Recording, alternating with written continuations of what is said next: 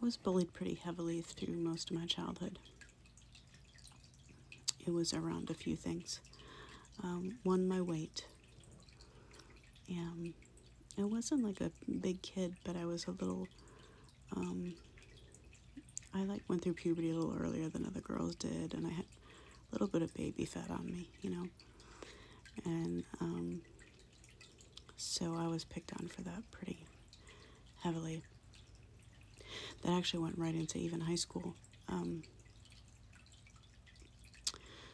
remember I remember wearing this dress one day at school, and I loved the dress. I'd just gotten it, and it was a little more fitted than things I would typically wear. I always wore loose clothes because I always tried to hide my body, but it was a little more fitted, and I was in my geometry class. I remember this very specifically, and I was standing at the board, at the chalkboard, and I could hear this giggling coming from the back of the class. Now, mind you, I think this was like 10th grade. And I just knew that it was directed at me. I knew the giggling was related to me somehow, but I didn't know what was being said. And I got really self-conscious. And after I sat down, I asked somebody what was what they were people laughing about. It turns out there was a kid in the back of the class who was very popular. And he was making fun of my weight. And he was sitting back there going, "Look at her. She's getting fatter as she stands there." Now, the funny thing is, I weighed 130 pounds at that time. And I know I weighed 130 pounds at that time because I was so obsessed with my appearance and my weight. Because I was picked on so young, that I was constantly recording my weight. And I've done that my entire life. Any diary or journal I keep, I have lists even in my phone of dates and weights, and I've done that my whole life. So you ask me about a time in my life, and I can tell you what I weighed. So at 130 pounds, I was even getting picked on. And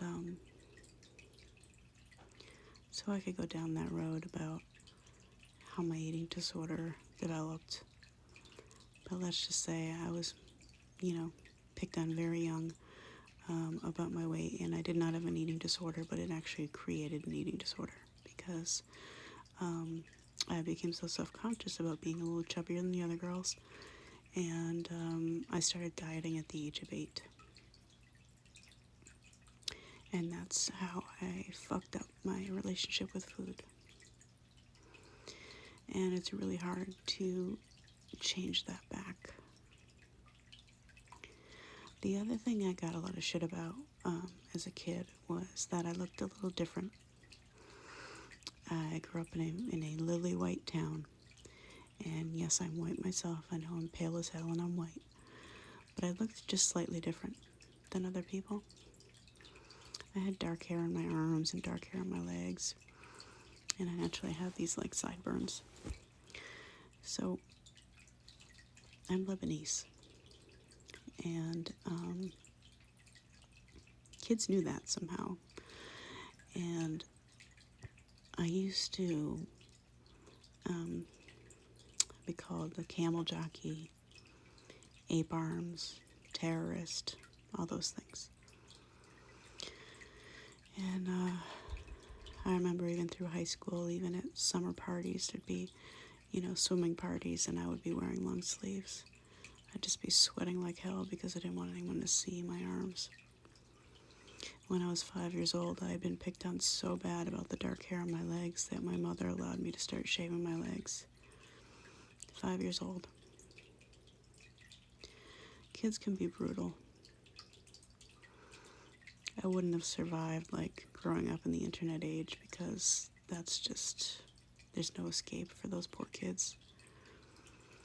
At least when I went home, I could stay inside with my mom, But these kids just can't avoid any of it. And as I got older, I started to say to myself, well, I'm an adult and I should be able to just turn this stuff off. Who cares about these things that happened as a kid? And I can't keep blaming those things. And I don't blame those things, but at the same time, they are part of my life experience. And it's really hard, especially during those formative years, when you're constantly getting the message that you're just,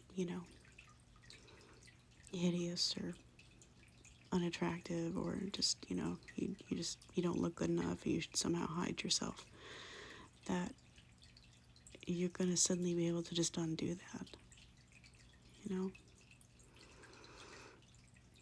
It just became part of my thoughts, became part of my way of being. It's like I was instructed to feel like shit, and I learned that lesson. So, I hadn't really thought about the bullying until today. That popped up in my head. I have a little too much time in my hands, being off of work. But I will say this. The things I say to myself are far worse than any bully has ever said to me. And I wish I could stop those messages and change those messages. Because it's really painful to hear. Even when I'm alone, almost all the time, I'm still getting those messages because they're just coming from myself.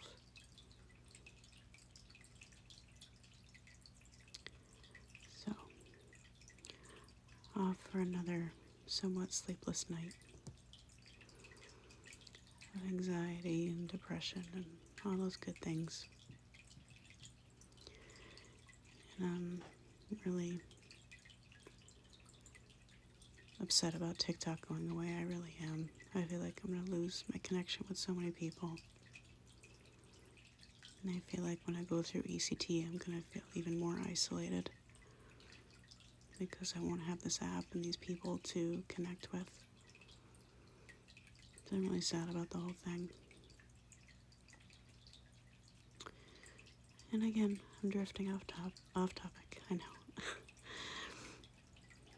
Anyway, so that's some of my bullying story. I hope you have a lovely evening. And I hope you were never bullied. I really do. And if you were bullied, you are not alone.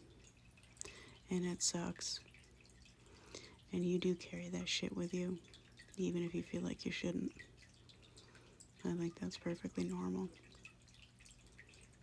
Anyway.